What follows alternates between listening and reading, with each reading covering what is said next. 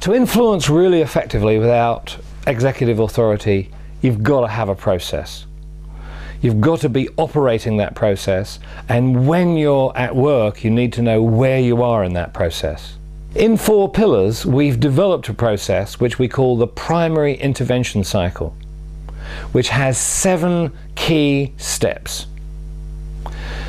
The steps begin with the concept of entry. We have the notion that in working effectively with the client, as you begin, you are about trying to gain entry. Why are you trying to gain entry? Why are we using the word intervention? Because the client and their team has executive authority, and your role is to bring technical advice to them to intervene into their work. And in order to do that effectively, you have to get entry. Entry is interesting because it's both a stage and a psychological state. As a stage, it's the first stage, building the relationship right at the start in order to get entry. But as a psychological state, we can say, when you've done that successfully, I have entry, I'm in. They accept me, I'm beginning to be trusted. Interestingly enough, it's also possible to lose entry. When you mess up in some way or other, you lose that level of trust, you lose entry. And if you're going to be effective, you're going to have to find a way of rebuilding it, usually using your personal skills. The second phase is all about generating data. Now that's interesting in its own right, because historically we used to talk about collecting data.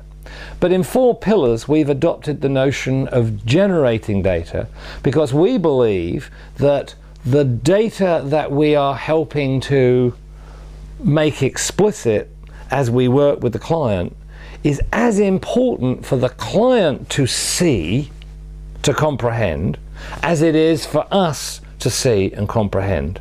It's as important for the client to be hearing themselves saying it as it is important for us to be hearing it. And when you use the term collecting data, collecting information, that sounds like you as the influencer are collecting all of their information about their situation and running off with it like a little boy with a football. Whereas when you're talking about generating data, you're actually trying to get the information about the present situation in the middle between you and the client. And that's really important, because that creates the basis for a client-centered approach.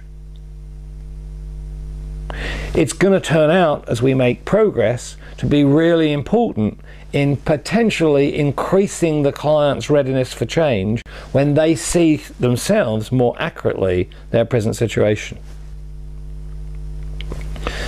As we get this information out into the open, we're going to want to make a diagnosis of what it really means.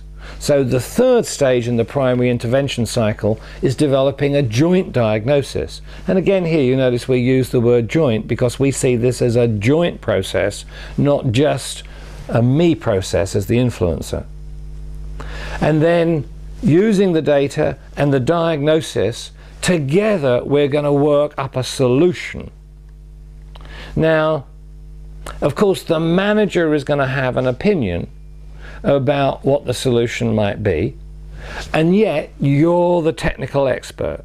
You would be expected to have a better understanding of a range of solutions than the manager might have.